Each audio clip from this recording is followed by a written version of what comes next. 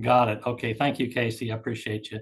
Um, Hello, everyone. And I'm here. I'm going to get right to the point. We're going to talk about the direct submission of sexual assault evidence collection kits to the State Police Forensic Laboratory.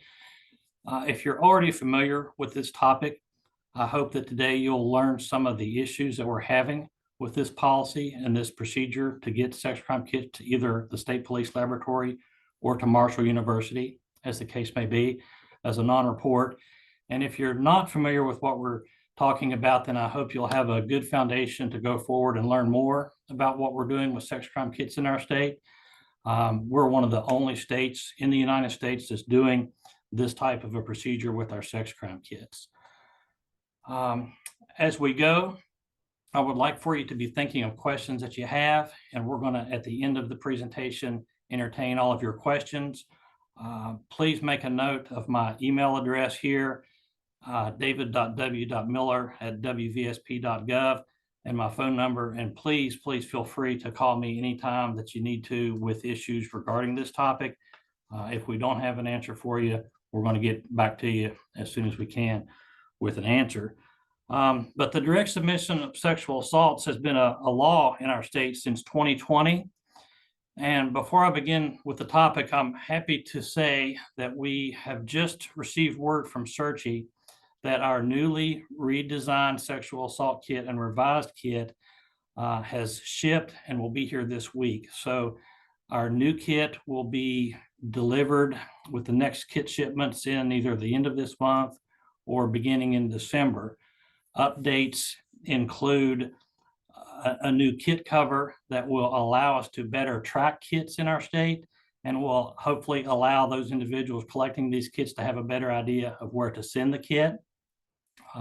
There's also some simplified instructions on the envelopes contained within the box. And very importantly, there is a new pediatric specific set of documentation within the kit that's new this year, and that's going to be in every one. And that's going to be exciting. It was a long needed update to the kit and is in there now. Those again will be shipped within our next, I would say, week or two within our next shipments that are going out. Today, though, we're going to focus on the kit submissions themselves, not so much what's in the kit. And I'm going to talk about 7 broad topics related to this, including victim rights and legislation, what led to this in our state. Specifically, we're going to talk about whether a kit that's collected is going to be going to the West Virginia State Police Forensic Laboratory or Marshall University. And you're going to hear me use the term kit, sexual assault evidence collection kit, or a SAECK, or a sex crime kit. I'll use all those to refer to our sex crime kits today. We're going to talk about the kit documentation and forms, specifically the consent forms that are in there for when a person wants to report to law enforcement the sexual assault, or when they don't want to report to law enforcement, a non-report. We're going to talk about the sexual assault kit tracking or information system in our state, which is also different than other states have.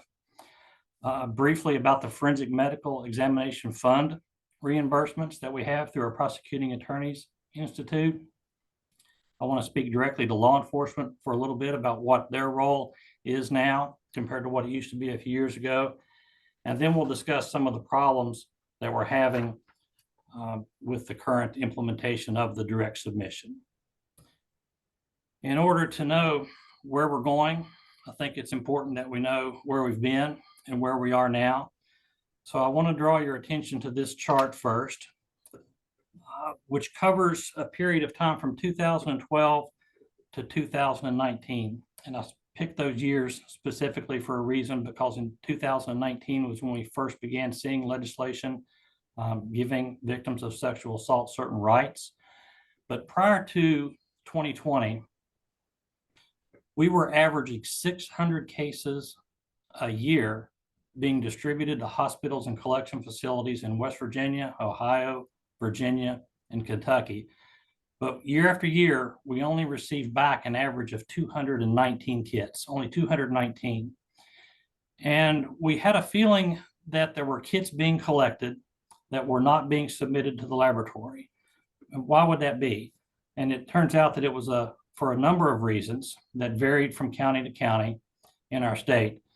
One of those reasons, and this is not a criticism of prosecuting attorneys or law enforcement, but one of the reasons that a kit was not submitted to the laboratory is the case was not going to be prosecuted. And those happen where a person may have been sexually assaulted, but the case just isn't going to go to trial.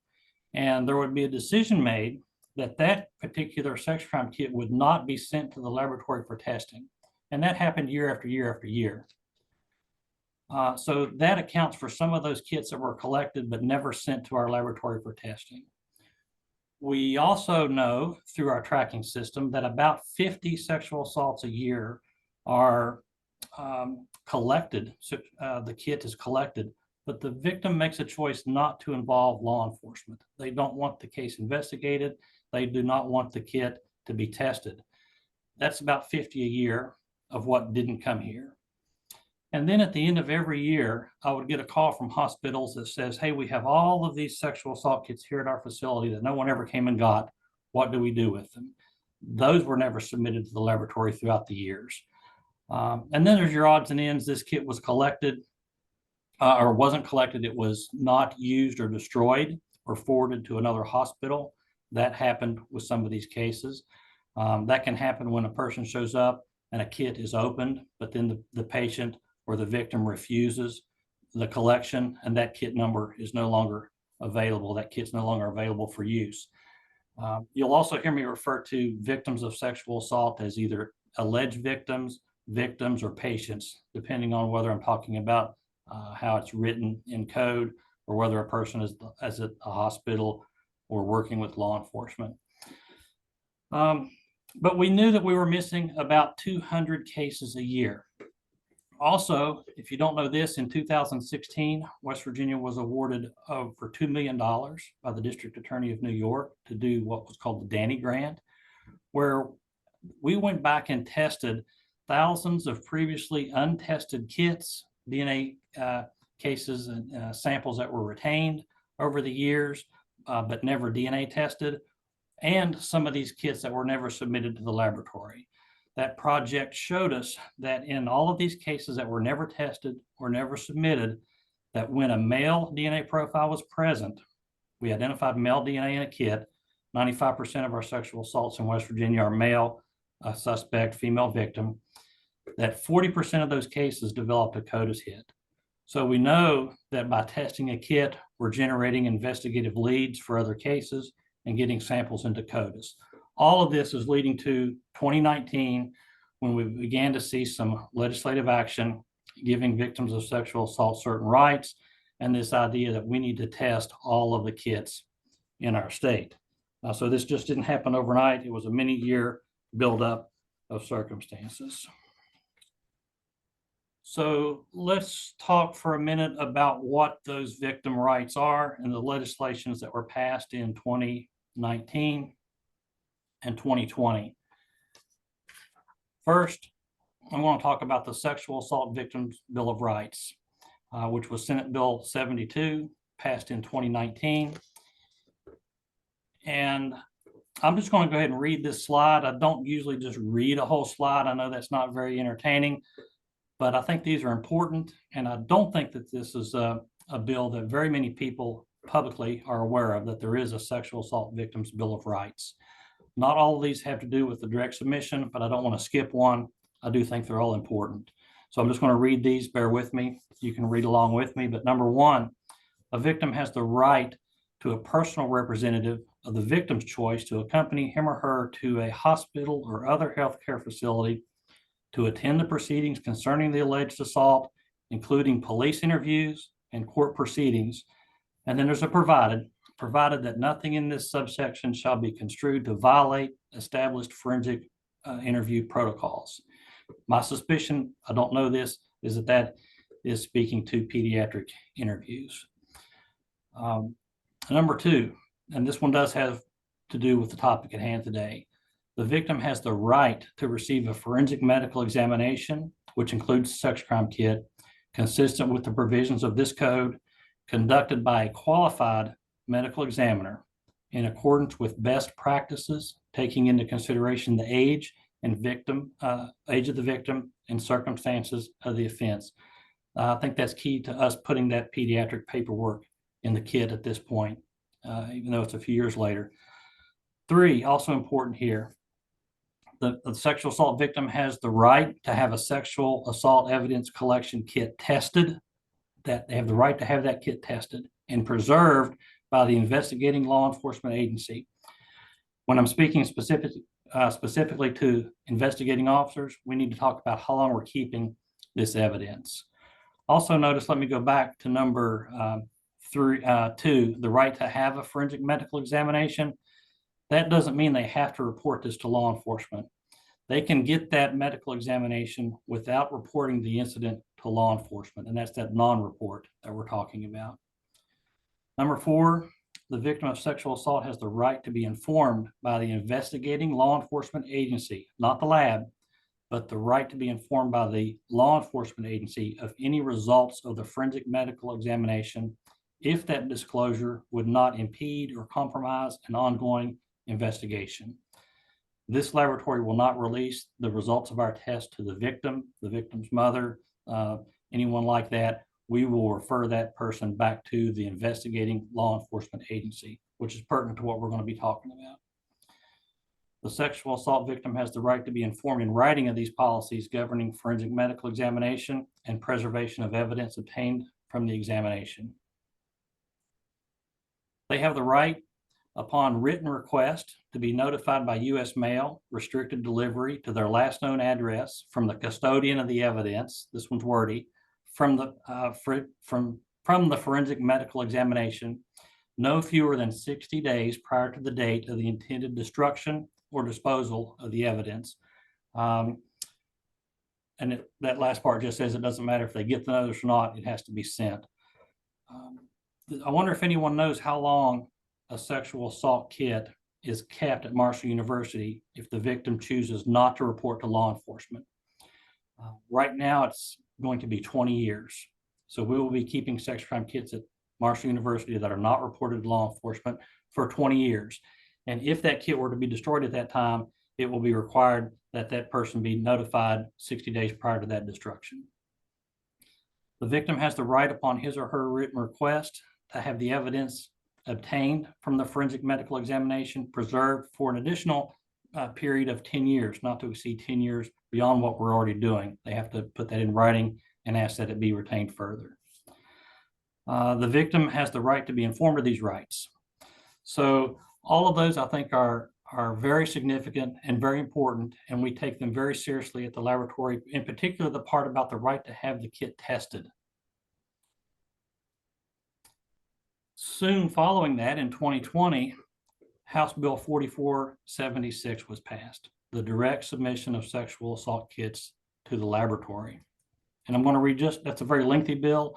Most of it has to do with the structure of the SAFE Commission, which is West Virginia's commission as part of the Governor's Committee on Crime, Delinquency, and Correction. And this bill has to do with who makes up that commission. But Part D of Section 15(9)(b)(4) said in 2020 that upon collection, a sexual assault forensic examination kit shall be submitted for testing, by the healthcare provider to the West Virginia State Police Forensic Laboratory within 30 days of collection or as soon thereafter as practicable.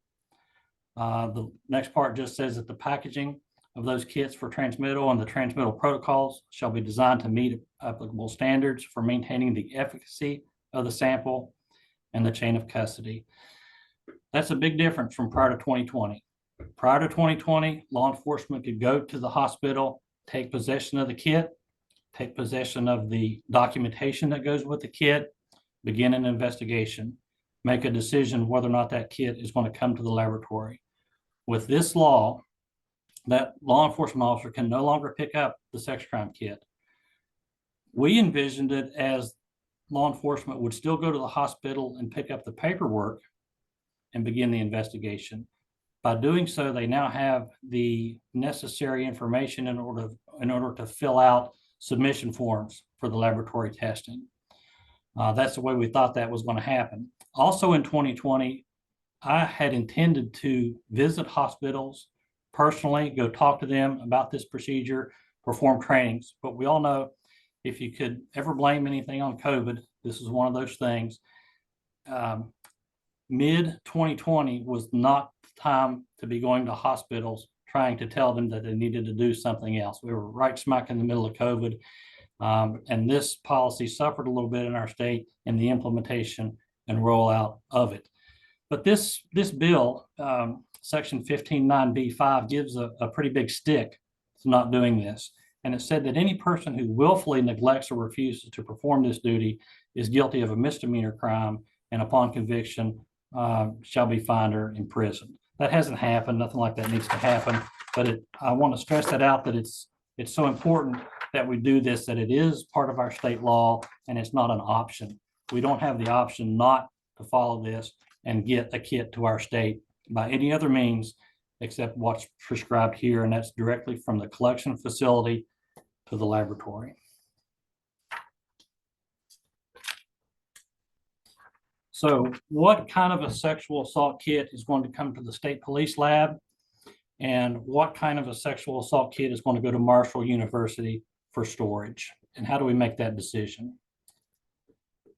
Any sexual assault kit collected in our state must be reported to law enforcement and sent by that facility to the lab for testing when, one, the victim wants to report the incident to law enforcement, and there's a consent form in the kit that must be filled out when this happens.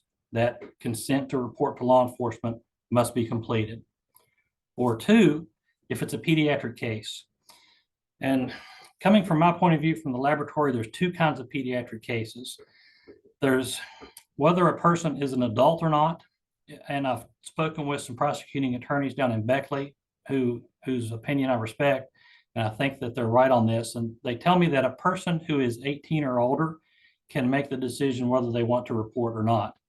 Anyone under 18, from that point of view, is considered like a pediatric case. It's a mandatory report to law enforcement. The person under 18, and this is open for discussion, let's talk about this at the end, but a person under 18 cannot make the decision to not report to law enforcement unless they're an emancipated minor.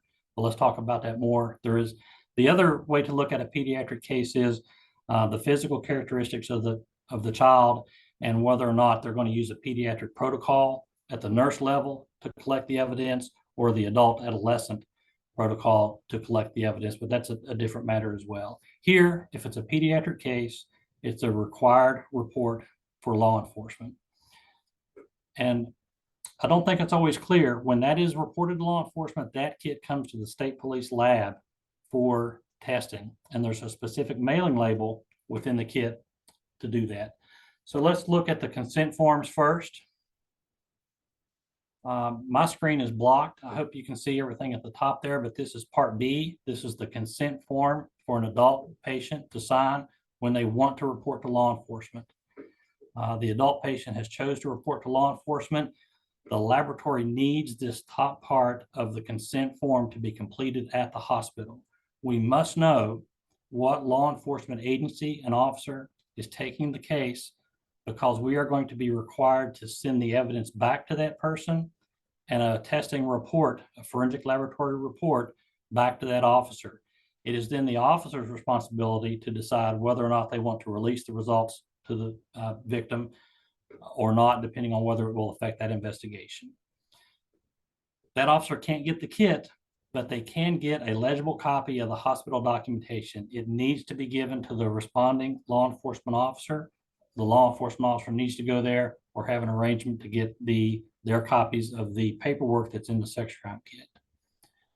Also notice here that when the report to law enforcement box is checked, all of the initials are in place, and this is signed that the collecting facility is authorized to release the kit to the laboratory, and that the officer is authorized to take possession of the paperwork. We do have situations in our state right now where hospitals have said that that officer needs a court order to take possession of the paperwork, but that's not the case. By signing this release, this information can be given to the law enforcement officer. This is an example of the pediatric consent form, and it says up at the top there that this is a required report to law enforcement. Again, A legible copy of the documentation must be given to the responding law enforcement officer. The way this happens right now, that's not working well for us, is this particular portion of the paperwork will be overwritten with the wording "no crime," "no disclosure," or "no crime" is written over this field. But this is a forensic laboratory test. Forensic means science applied to the criminal justice system. It's not an option to just put that a crime didn't happen, but then collect a kit that's intended for law enforcement use. So we need this to be filled out. We need to know who to send the results to and who we're going to send the evidence back to. When this document is filled out, it authorizes the hospital to collect the evidence, and the consent is made for that evidence to be collected. This is a pediatric case. In these two situations, it's reported to law enforcement. This Federal Express mailing label is going to be used. It's to the West Virginia State Police Laboratory in South Charleston, West Virginia. All SAECKs reported to law enforcement. That address there. The reason I have to distinguish this is these mailing labels to Marshall and the laboratory here in South Charleston are exactly the same, except for that address. And we are seeing sexual assault kits being sent to the wrong place. Those that are reported to law enforcement have ended up at Marshall, and vice versa. Those that are intended to be at Marshall have shown up here at the State Police Lab in South Charleston. The law enforcement consent form, the pediatric consent form, and the shipping label for a report to law enforcement can be found inside the sexual assault kit. We're under a 3-year contract with SAECKs to develop our sex crime kit. So that kit design could not be changed when this law passed and was implemented in 2020. Now that we've had an opportunity to get a new kit made, we decided to place reports to law enforcement inside the kit because that is the most frequent occurrence. Most sexual assaults in West Virginia are reported to law enforcement. Right now, we're getting about 350 to 400 kits a year that are reported to law enforcement, and about 50 still that would go to Marshall University as a non-report. All sexual assault kits not reported to law enforcement are sent to Marshall University. If the adult victim chooses not to report the incident to law enforcement or a non-report consent form is filled out, that non-reported kit means that the kit collected was collected from an alleged victim. This is the wording in the legislative code right now, who consented to the collection of the kit. Remember, that victim has the right to have a kit collected, but has not consented to participation in the criminal justice system. That kit is going to go to Marshall University with their mailing label, which I'll show in a second. I wanted to show first the non-report consent form. There's a box here. I do not wish at this time to initiate or participate in any investigation related to this sexual assault. That person chose that option, and that is the consent form for a non-report. In those situations, that kit will be stored at Marshall University. Initially, it says here for 24 months from the time of collection will be down at Marshall University and able to be activated. At the end of 24 months, that kit's going to be repackaged into an envelope and retained and put on the shelf. But the victim at any time has the ability to activate and initiate a law enforcement investigation in that case. This is the billing label for the non-report. Again, it looks exactly the same, and there's some confusion there. But this non-report consent form and the Marshall University shipping label are located in the new kit on an envelope attached to the back of the kit. We wanted to make that a separate location in the kit that a person would have to go to so that there's not a confusion of the mailing labels. You have to actively go to the back of the kit, pull out those documents, and make a special effort to get that paperwork so that it can go to Marshall University. All right. How are we actually going to get the kit to those laboratories? My example is going to be a report to law enforcement, but it could go to Marshall or it could come here. What do you need to do that? I have received some feedback from examiners and hospitals in our state that say the box is too small. We can't get all the clothing back in the box. We can't get the tox kit back in the box.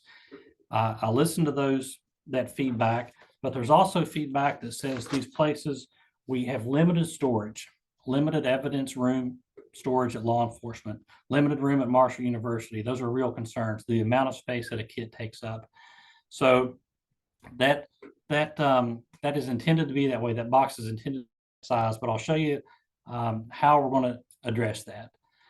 When you fill out the shipping label, there are 2 stickers on the box. That is the FedEx tracking number. That needs to be peeled off of there and placed on the white or the hospital copy of the kit documentation.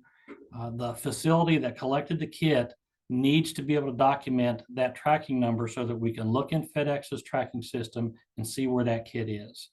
Today, as a matter of fact, we're looking for a kit that was collected in March of this year. We received a case submission form from the law enforcement officer of a known specimen for comparison in the case, but we don't have the kit here. So what we're going to have to do is log into FedEx, their tracking system, and enter this kit number and see where that kit went to. Did it come here? Did it go to Marshall University? And if that hospital doesn't have this tracking number, we're going to have a difficult time tracking that kit. This number is intended for the hospital to keep so that they can demonstrate their chain of custody that the kit was mailed, in this case, to the State Police Laboratory. There's also going to be a shipping placard placed on the box. This is a requirement to ship this type of material through FedEx. And I want to explain a little bit more about this. Remember that part in the House Bill 4476 that says that that kit is going to be shipped in a way that maintains the efficacy of the evidence. We want to preserve the evidence.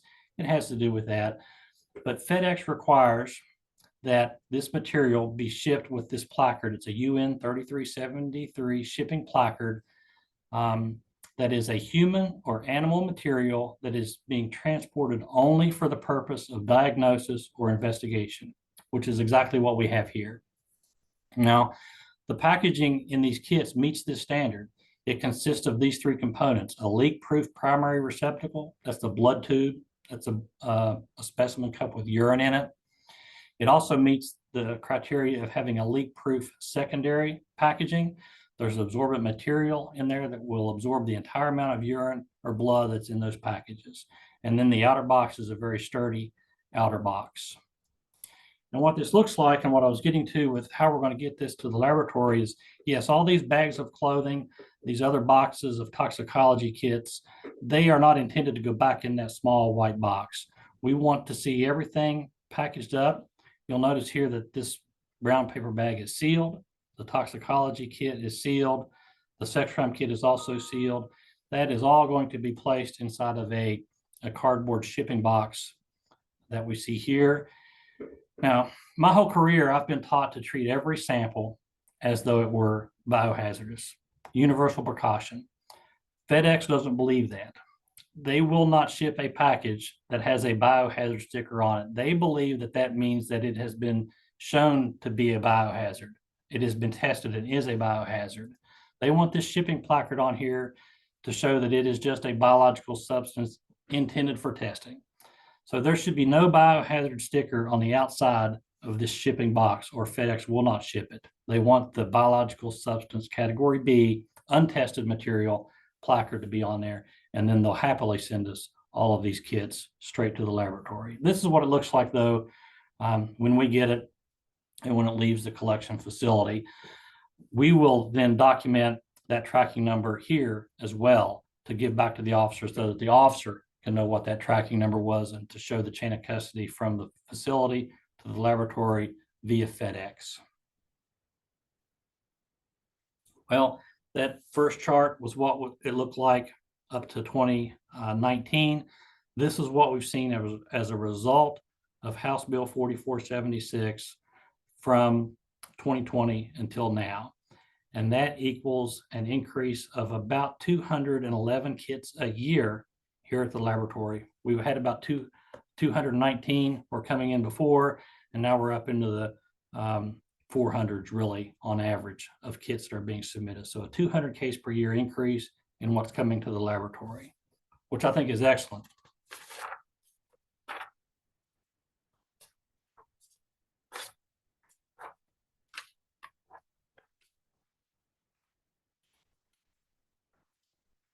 Okay, next, let's talk a little bit about the forms that are in the sex crime kit. There's some documentation and forms that are in there. In particular, there's about 10 to 15 pages of documentation that are in there in triplicate. The pediatric version is, I think, about 14 pages, and the adult adolescent version of the paperwork is 10 pages. It's very important that the white copy be maintained at the collection facility. That white copy is where you should place that FedEx sticker on there that has the FedEx tracking number. I'm going to make a distinction between FedEx tracking and kit tracking here in a minute.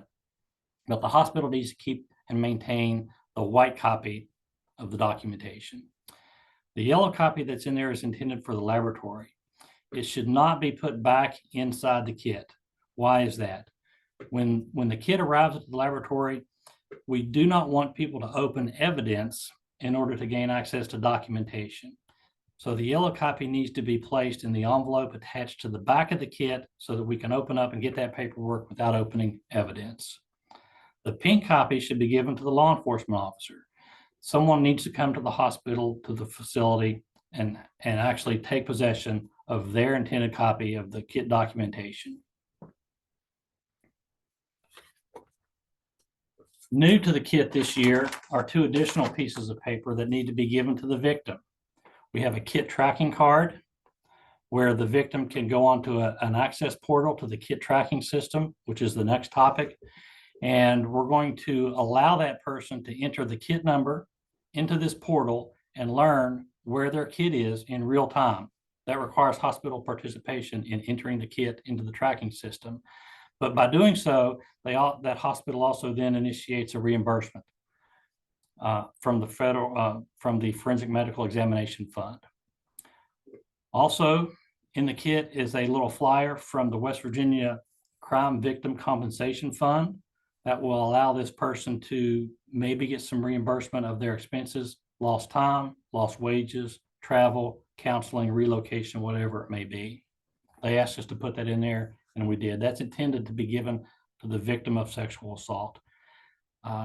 Yesterday, I received 3 kits here at the laboratory for testing that still had that card inside of them. It wasn't given to the victim. So, and that's why we're doing this, is to get this information out there. This needs to be given to the victim so that they can go to this website, which is here. And I want to show you what this looks like. It's www.go.wv.gov/kit. There's no personal identifying information here. Nothing about this will tell any user what the person's name was, where the kit was collected, when it was collected, what the results are. It simply tells the person where their kit is, which is important, in particular if it's a non-report, so that that victim knows where to go to activate a report, a law enforcement investigation. I just picked a number, 11111, and that particular kit is at Marshall University and is a non-report. And if that victim were to see this and want to initiate a law enforcement investigation, they can contact their local law enforcement agency, Marshall University here, a rape crisis center, and we're all going to be able to help that person get their kit activated, provided they know what the kit tracking number was. We don't know what anybody's talking about unless we have the kit tracking number.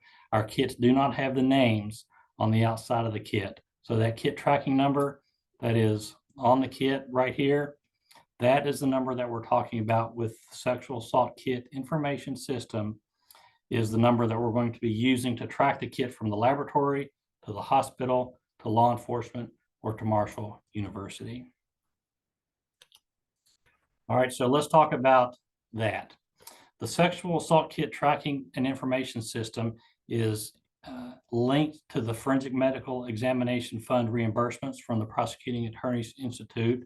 So I'm going to talk about those together. This is the landing page for the kit tracking system, the kit information system, and it requires a login. You'll see that you have to create an account. Every facility in our state, every hospital, every child advocacy center, anyone that's collecting kits needs to have a user in this system. Law enforcement, you don't have to worry about it. We track it when it goes back to you. Once you create an account, someone here at the laboratory will activate your account, and then you will be able to use it to track your kits. We do a number of other things with it as well. That's a rather lengthy web address for the tracking system. If you email me, I will email this to you so that you can create an account if you need to. But we use the system to order new kits. The hospital uses the system to order new kits. That's the only way you can get a new kit, is to use the system. We track the location of the kit from its distribution here through collection and to final disposition. Where does that kit finally end up? The kit tracking system is used to track where the kit went after collection. Did it go to Marshall University? Did it come here? It is used by the collection facility to request a $1,000 reimbursement from the medical examination fund. Just recently, that number was increased from $300 mid-year this year to $1,000. So that's the carrot to use this system, is you're going to get $1,000 if you use this system and track where that kit went. It's better than the whole misdemeanor part of all this, but you get to get that $1,000 as a collection facility if you have used the system. It is used here at the laboratory to evaluate the quality of the collection and give feedback for the training. That's not really the topic here, but just know that every kit that's collected, we look at how well it was collected, whether or not it was properly collected and sealed. If there was kissing or licking of someone's neck and that neck swab wasn't collected, we note that. If the hospital didn't collect certain known specimens, we note all that and use that for training purposes, not the purposes of this presentation, but just know that we generate a report that's sent to every collection facility quarterly that tells them how they're doing with their kit collections. So let's talk about first what this looks like to order new kits. It's intended to be user-friendly. This is an example for Jackson General Hospital. This is what they would see when they log on to our tracking system. Someone at that facility is going to go down here to request kits, hit the button, and they're going to, this is a different facility, but it's the same screen. How many kits do you need? Who are you? What's your email address so we can communicate with you? And what is your phone number? You can tell me to have a nice day if you want to there. We're going to send you the number of kits that you need at your facility. This is the only way to order kits in our state now. We want to encourage the use of this system. So the reimbursement part gets a little bit more complicated, but not much, because we want to track the location of the sex crime kit from collection to whether it goes to Marshall or here at the laboratory. So we require the facility to enter into the system that kit tracking number, WVSP 12345. Did it come to the state police lab, or are you sending it to Marshall University? And that is where the $1,000 reimbursement request is automatically generated and sent to the Prosecuting Attorneys Institute. I want to show you what that looks like. Back to Jackson General again, they're going to go to manage kits. This needs to happen really as soon as the kit is collected. Once it's collected, you're going to go to your facility. Here I'm using Ruby as an example, and you're going to find the kit number. Aaron Dean, a guy I work with here, he has already entered into this tracking system that kit was sent to Ruby. Someone at Ruby would then be able to go in and find that kit number and say, I'm going to send that kit to law enforcement. I'm going to send it to Marshall University. It was not used or destroyed. It was used for training, or I sent it to another hospital somewhere in WVU Health Systems or Vandalia or wherever it may be. When that happens, that is going to cue a screen to come up that generates the invoice. Let's just use law enforcement as an example. We're going to click on law enforcement, and the computer is going to ask the collection facility, where did you send the kit to? What agency did you send the kit to? This was developed before mandatory submission. And before mandatory submission, they would have to go through this list of hundreds of law enforcement agencies and say, I sent it to the Huntington PD, I sent it to Charleston PD, I sent it to wherever it might be. And when that happened. Now, though, with mandatory submission to the laboratory, if it's a law enforcement case, we've moved the state police laboratory to the top. All the person has to do is select the top one, which is the state police forensic laboratory. And that's going to go in there. The Prosecuting Attorneys Institute requires the patient name. I got feedback from them recently when we were talking about this presentation to please request that the patient name be put there. They don't want to see pediatric patient. They need the patient's name. That's their interpretation of West Virginia state law, that they need the name there to make the reimbursement. But once that's done and this little bit of information is filled out and submitted, then the invoice is automatic and $1,000 will be sent to that collection facility for their time. This is the information I received back from the Prosecuting Attorneys Institute, West Virginia Code 618B-16. When any person alleges that he or she has been the victim of a sexual offense, the Prosecuting Attorneys Institute shall pay to that facility from the Forensic Medical Examination Fund.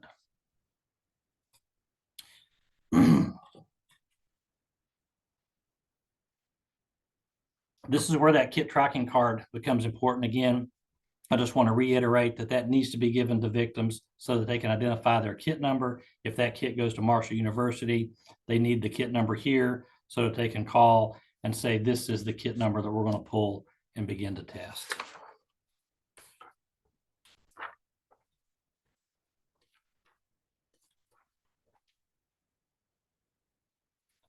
Okay, sexual assault evidence collection kit submissions. I want to talk a little bit to law enforcement. Now, law enforcement with this bill, it doesn't change the fact that the laboratory needs a submission form. So there's a disconnect here between us and law enforcement because we no longer know that a kit is coming in. We don't have the ability to foresee when they're going to come in. A law enforcement officer can't call us and say, I've got some kits to bring down. The law enforcement officer that ultimately ends up with this case may not even know that a kit was collected. So when the laboratory receives evidence like this, we're going to call the listed investigating officer that was on that consent form. Remember when we talked about the law enforcement consent form and the need to document the investigating officer and their agency? This is why. We're going to contact them and say, we need a submission form to be sent to us, usually within 30 days. Right now, the oldest sexual assault kit that I have on the shelf that's unassigned came in here in October. So we can't wait too long to get a submission form because we're kind of that caught up that we're testing kits within about a month or so of them coming in the door. That's today. But we need to have that information filled out. So law enforcement, this is what you need to do. You need to reference the kit number on your submission form and get that to us as quickly as possible. If you get that email and says, we got a kit that has your name on it, but it's not your case, please respond back to us and let us know, hey, this isn't my case. This was the city police department or county or state police took it over or whatever the case might be, so that we can contact that person to get a submission form. This is a legal contract and a tender for us to do the testing, and we still need this form. If we don't get it, and the hospital did document a law enforcement agency, we will send the evidence back to that agency listed on the hospital form to the commanding officer. If it's a deputy sheriff that's listed, we'll send it back to the sheriff of that county. If it's a city police department, we're going to send the evidence and the report back to the chief of police. If it's a state police case, we're going to send the evidence back to and the report to the district commander of that detachment. So the detachment commander. So it is very important that we know who the investigating agency is so that we can send it back to those people. And it's important for us to get that submission form. By the way, if the hospital doesn't document the law enforcement agency, what do we do then? We're going to send it back to the state police detachment nearest the hospital where the kit was collected. That's not a good situation. If a victim of sexual assault travels from Logan County to Monongalia County to have a kit collected, and I don't know who the investigating officer is, and we send the report and the evidence back to the Monongalia County detachment commander for the state police, how are they going to get back to this person in Logan? What does victim advocacy look like for a case that happened, 5 or 6 counties away? So knowing who the law enforcement agency is so that we can send them the report is really critical for us to have. I get a question from law enforcement quite a bit. Do we really need to do the test? We're not going to prosecute it. The victim's uncooperative. We want to respect your time and testing and say that to not do this testing. We're taking the position here that that victim has the right to those results, and we're going to go according to House Bill 4476, which says that no sexual assault forensic examination kit needs to be tested when the alleged victim has not consented to the testing. That went to Marshall. Requests that the kit not be tested where he or she recants to the allegation of a sexual offense, or the allegation that a sexual offense occurred is determined to be unfounded. Okay. And further, if the alleged victim does not consent to law enforcement involvement, the kit shall be designated a non-report and transmitted to Marshall University Forensic Science Center. Our laboratory will only terminate testing if the victim has recanted the allegation of sexual assault or the law enforcement investigation shows that no crime occurred. If those two things, one or the other, are documented and given to us, we will terminate the testing and still send that kit back to that law enforcement agency. We have to get that kit back to someone. We will not terminate testing if the victim is just uncooperative or the case will not be prosecuted. We're going to continue on with that testing and try to get samples suitable for entry into CODIS. I'm going to back up a little bit. Also important to law enforcement is I lost my train of thought. We're going to send those kits back to you when that testing is done. And that's okay. Storage, evidence storage is where I was going to go with that. So how long will a law enforcement agency need to keep this sex crime kit? I don't have it on this slide, but I wanted to add the information that 4476 says that a sex crime kit will be kept for as long as a person is incarcerated when that evidence was used as part of that trial. So that means that kit has to be kept the entire time that person is incarcerated when the kit was used, or for as long as the assault remains unresolved, the crime remains unresolved. So if it's an unresolved criminal offense, hasn't been solved, that kit has to be maintained at that law enforcement agency. That's potentially indefinitely. Well, that's what the law says.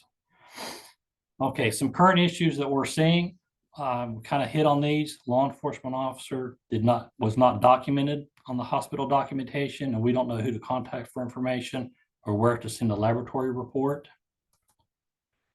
The completed yellow copy must be put in the envelope attached to the back of the kit. We see quite a bit frequently, I'm afraid, where someone had just ripped off that envelope and put it inside the kit.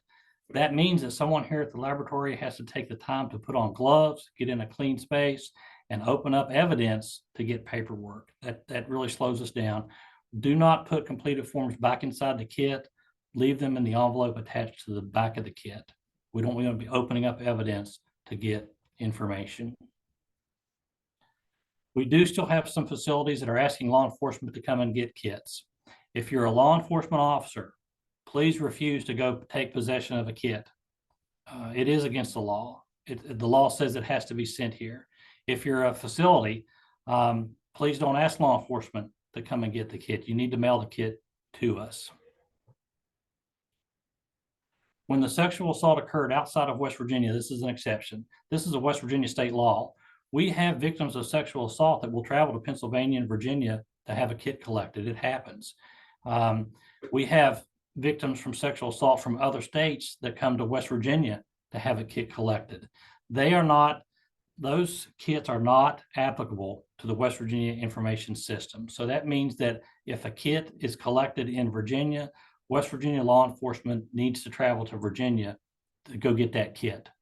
It means that if a case happened in Georgia and the victim showed up in West Virginia to have the kit collected, someone from Georgia needs to take possession of that kit. We have these types of situations happen every year. But the other states, that has to do with the forensic medical reimbursement. Is that going to happen or not? And all of those things are exceptions to what is going on here and not included. Another issue that we've identified fairly recently that's caused some confusion is the difference between a DUI toxicology kit and a drug-facilitated sexual assault toxicology kit. The State Police Laboratory Toxicology section is reminding hospitals that law enforcement must come and pick those up. And I'm telling everyone that if it's a sexual assault kit, toxicology kit, law enforcement cannot pick that up. That's a distinction that has to be made, and I can see where that is the source of some confusion. But the sex crime kit toxicology portion should not be used for DUIs at a hospital, and vice versa. They're two separate protocols. So I spoke for almost an hour. I hope that's long enough. I hope that I have generated some questions in your mind. I would love to hear them. Casey, if you have any, let me know. I feel like I went through that very quick. That's a lot of information. That's why I wanted to end this with my name, my contact information. Please feel free to contact me anytime. I just spoke to someone in Virginia the other day. We talked to hospitals all over the place. We want the correct information to get out there, and we want to resolve any problems that are happening as a result of these laws. Great. Awesome. Thank you so much, Dave. I really appreciate all that information. Before we hop into questions just a little bit, can we clarify about the out-of-state testing, and if we have a victim of West Virginia who has to go across state lines? I think some of the folks that are on this call do have survivors that they work with where that has happened. And actually, one of our questions did ask if the sexual assault evidence collection kit, the system, do out-of-state service providers have access to that, like Trinity Hospital systems? So how does all of that work when we do have a West Virginia victim that has to go across state lines? Facilities like Winchester in Virginia and others in Ohio, I think Trinity is one of them, are in our system, and we mail them West Virginia kits. In those facilities, the West Virginia kit is collected and are suitable for reimbursement from West Virginia's fund, not from Ohio's fund. So when those users that are out of state have a West Virginia victim, they collect that kit, enter it into the tracking system, and they get the reimbursement. And they are mailing those kits directly to us. Some of the issues that we're having there is, does West Virginia law enforcement, how did that person happen to get out of state to have a kit collected? We have scenarios where it just puts people getting sexually assaulted in one county and ending up in another county to have their kit collected. It happens. But that paperwork needs to get to that law enforcement officer, and we encourage all those facilities to have a good relationship, get to the SART meetings, your sexual assault response team meetings with law enforcement, and have a plan on how someone is going to take possession of the paperwork from the kit so that it gets back to law enforcement. But yes, the West Virginia victim going outside of our state, in many, many facilities, they already have our kits. The ones where it happens the most frequently, they already have our kits. Great, thank you. And do those hospital systems that are out of state, do they have access to the SAC information system? Yes, yeah, they have to create an account, but they do have users, and now what happens is, if the hospital doesn't enter into the system that they sent to the kit to either Marshall or here, we believe the victim has that right to know where the kit is. So when the kit gets here, we check the system, and if it's not in there, we add it. And when we add it, it removes that kit from the hospital's queue of kits, and the system no longer believes that the kit is at whatever facility we sent it to. And that prevents that hospital from then entering the information and requesting the $1,000. So if that hospital sends a kit to us and didn't put it in the system, one, the victim can't track where their kit went, but we will put it in the system when we get it. And that will mean that the hospital cannot get the reimbursement. And that's why I said that the kit information needs to be filled out in that system almost immediately. Certainly, now the hospital has 30 days to get the kit to us by law. It doesn't have to be sent immediately. So there is time to enter that kit into the system and get the reimbursement, and then get the kit to us in a timely manner. It shouldn't take 30 days. Okay, great. Awesome. Thank you so much for answering that one.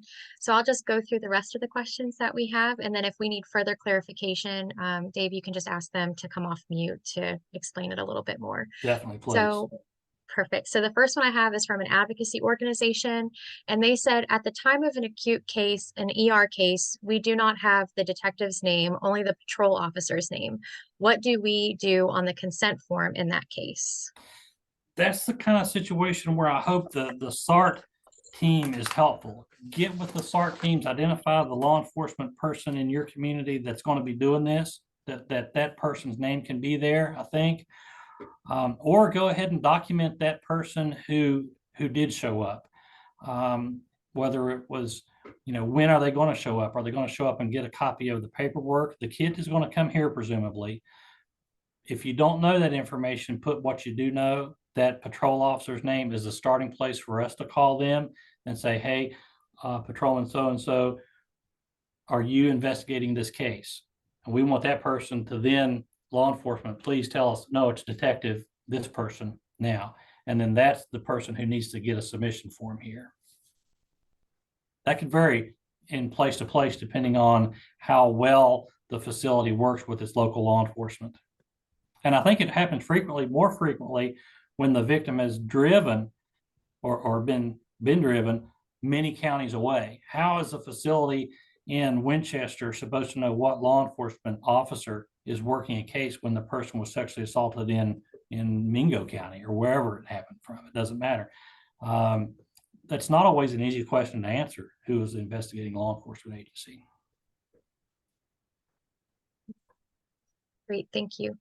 The next one is from another advocacy organization, and they said, we have never had a hospital have larger boxes than the white box. Are these larger boxes being supplied? And I think that goes to, yeah. Okay. we used to send one box with every shipment for non-reports. That's when officers were picking up evidence and could come and pick up the kit itself. We do not have the ability to supply 600 boxes to 50 different collection facilities at the state police. We do pay for the shipping and we cover the shipping costs of that. The hospital doesn't have to do that. Any clean box is appropriate to use at the hospital. If you've got something that gloves or gowns came in or something, some other sterile equipment or whatever like that, a box is going to be suitable. We see every type of box come in here. That doesn't matter. We don't even keep that. But you can put all those bags into that box and tape it up. As long as everything is sealed inside there, we're in good shape. Great, thank you so much.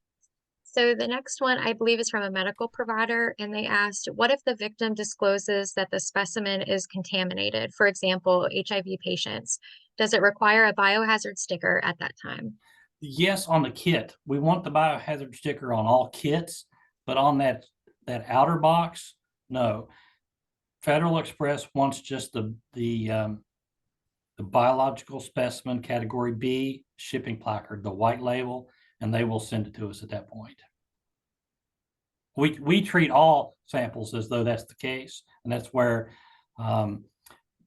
initially when I began asking Federal Express and UPS, who's going to be our provider of this service, they flat refused and said, we will not send anything that's biohazard at all. And that was just a difference in language. We consider everything a biohazard, universal precaution. But if it wasn't, if it's coming in for this purposes, and those samples can be sent by FedEx as long as that white placard is on the outside of the box. Okay, great. Thank you. And as I'm going through these questions, the folks that have asked it, or if there's follow-up questions, go ahead and put those in the chat box too, so we can make sure we're getting everything answered. And the reason why we're still recording these questions is because if you have these questions, chances are the folks in the next county over have the same exact questions. So we want to make sure everyone is on the same page and has all of the same information to be able to do this effectively. So the next question here is from another advocacy organization, and they're asking how they can get a sample training non-numbered kit. I wish you would use the system to order one, but I would send you a kit or two, and then we will enter it into the system as used for training. Just contact me. We'll get you a kit for training. Great. And let's see here from Yes, an advocacy. yes. Oh, you see the chat? Yeah, someone's saying, I want one to use this information, send me an email, and we'll get you a kit. Great, awesome. So another advocacy org. Oh no, we already answered that one. So I have one from a law enforcement individual, and they have asked, does a court order have to be obtained to dispose of the kids once state code is satisfied? You broke up there. Does a court order need to be obtained for what? Does a court order have to be obtained to dispose of the kits once state code is satisfied? That's a question I can't answer. I don't know the answer to that. My suspicion is yes, but I would defer that to the prosecuting attorney in your county. Let them ask that question and go through your prosecutor to make sure that a kit can be disposed of. I think it's going to outlive us all. It sounds like we're going to be keeping kits for quite some time in most situations. Great.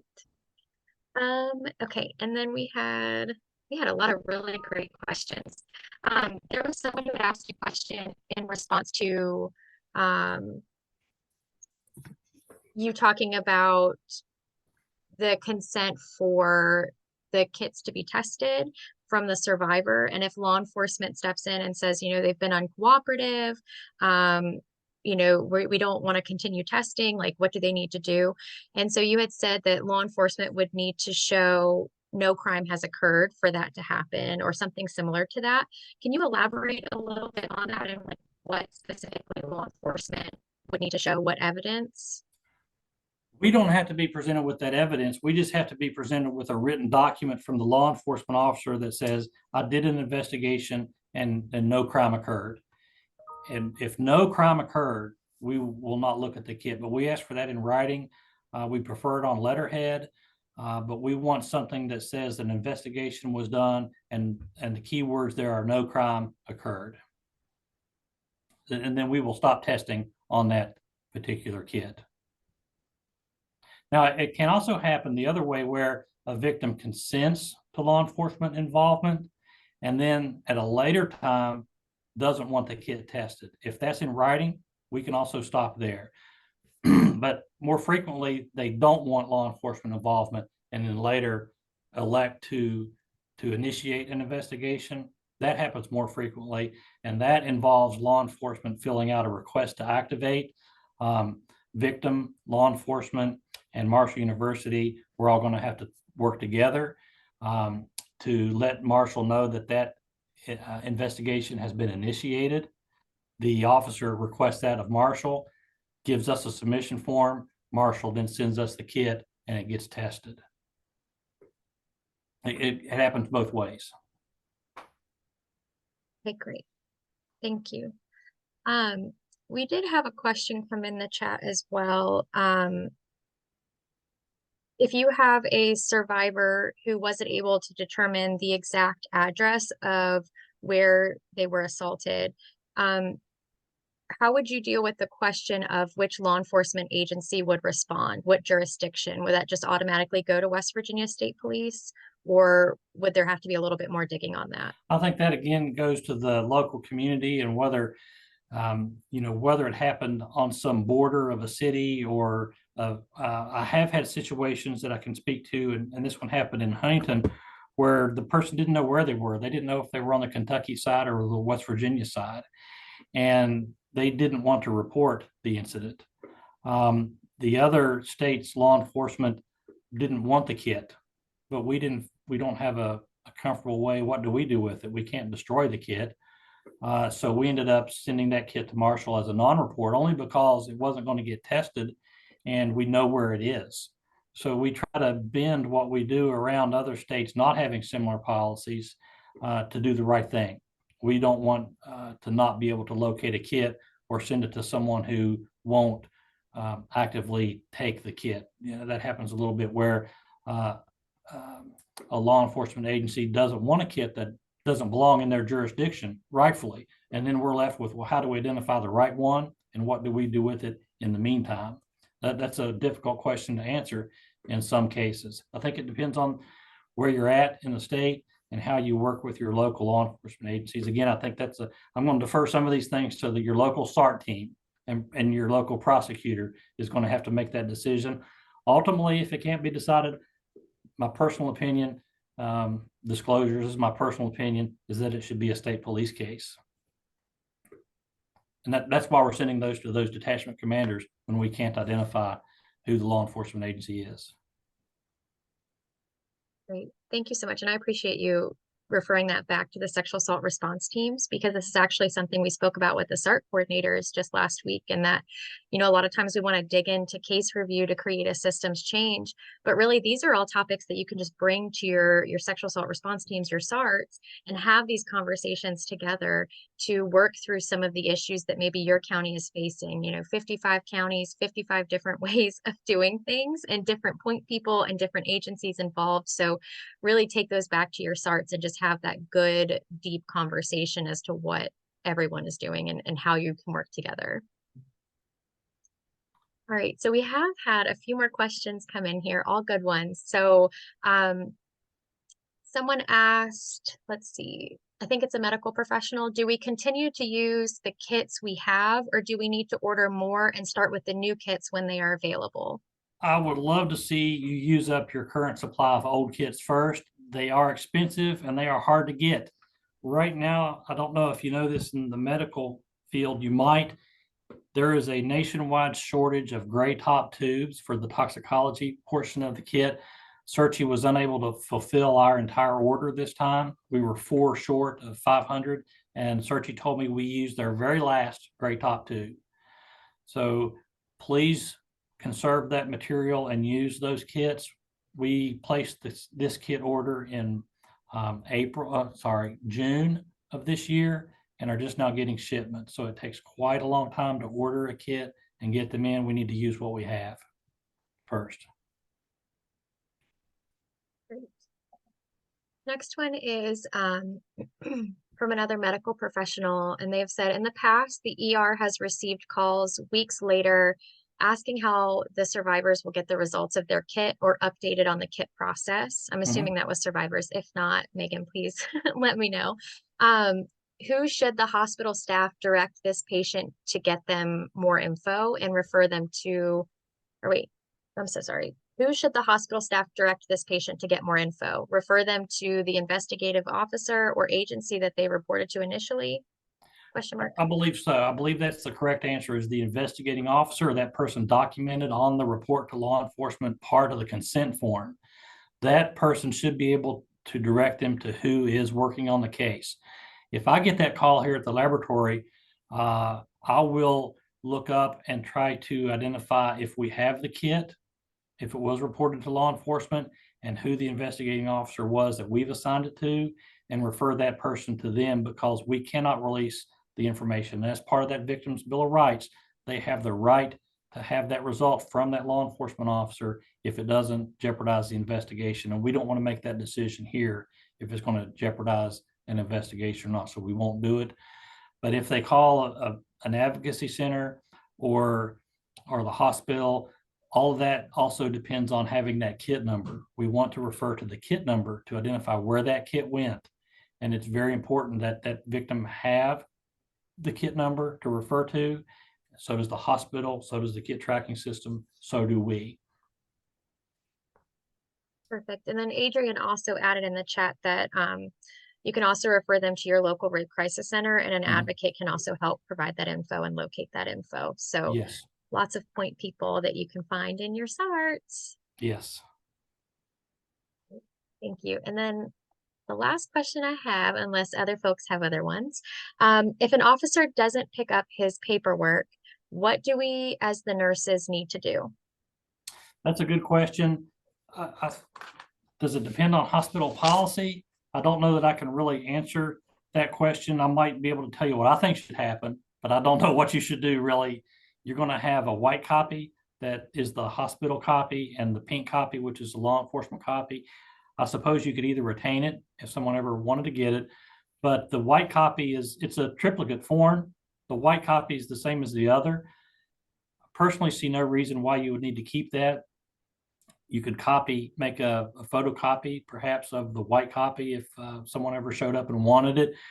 What we do at the laboratory with the yellow copy is we make sure that the investigating officer that we send the results to has the paperwork, but that could be months later that they get that. So we think they should have it at the beginning of an investigation, not a few months later when we give the results of the kit testing to the officer. So I would assume that the best thing to do is maybe to keep it in their file.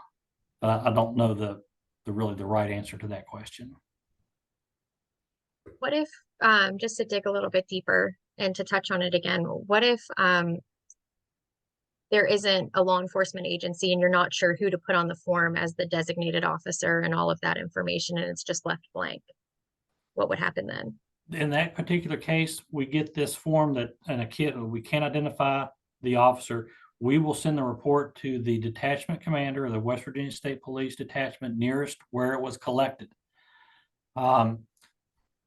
That may be well away from where the assault occurred if that victim traveled to that hospital. We don't know where, where that is.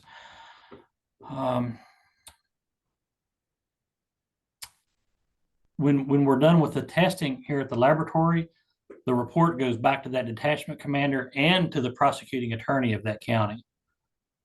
We hope that that's a safety net and that prosecutor would be able to say, well, this isn't anything I'm familiar with. Where did this happen?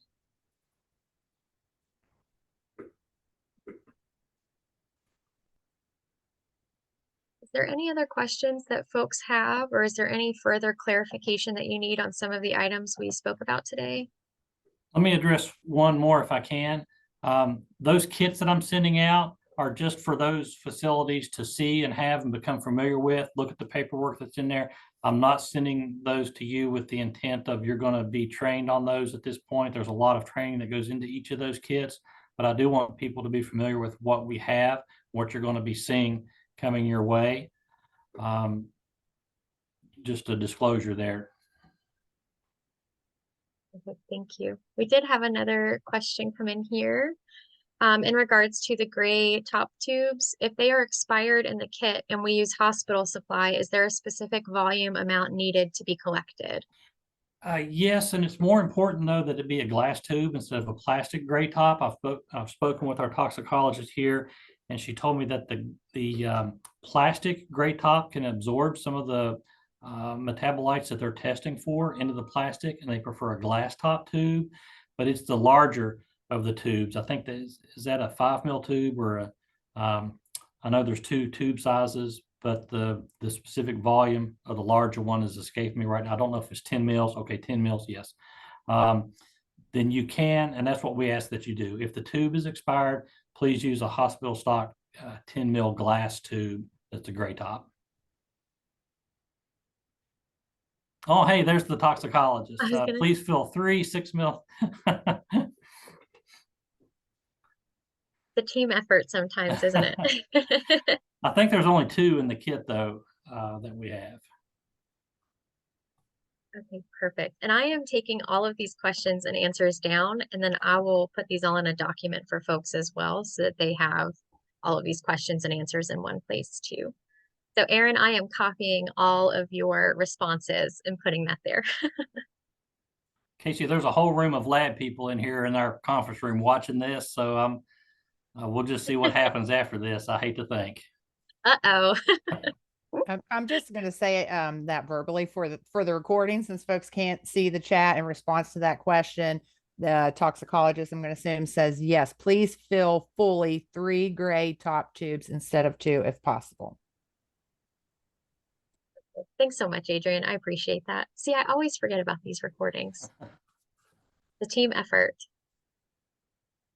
And then Erin also said, if you are completely out of the gray, substitute with the lavender. Good information. Oh, yes.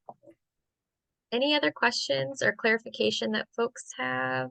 Let me see, I think Ashley asked what happens if the client loses their number. I'm assuming that's their kit tracking number.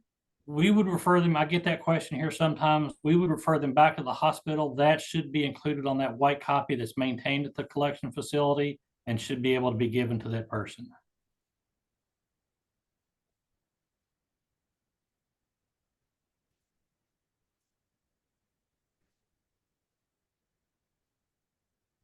Leslie said, thank you, taking notes. As am I. I'm trying to keep up with all these great questions. All right. What else? What other clarification can we have? Can we give to you folks? What's happening in your counties?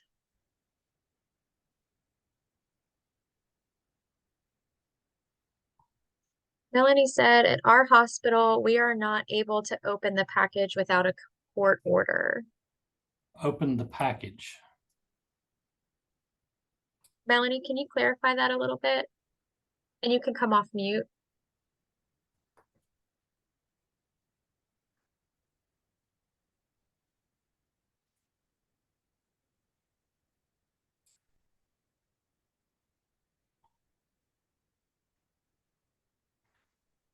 I'm not familiar with what a court order, if a victim of sexual assault shows up at a facility, they have the right to have a kit collected. That's pretty clear in that bill.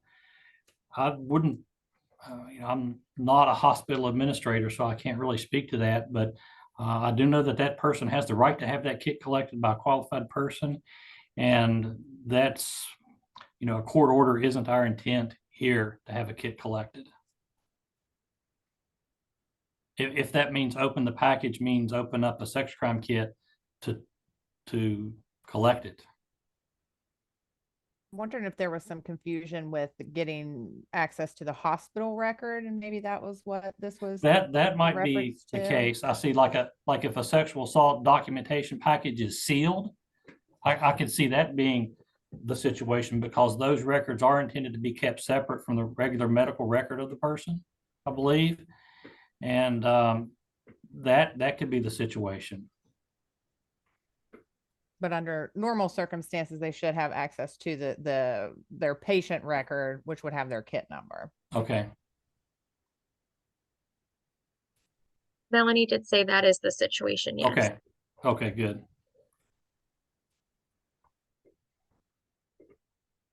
Any other questions that folks may have? I'm going to go ahead and put in the handout of the slides, and this will also be sent to you all via email, but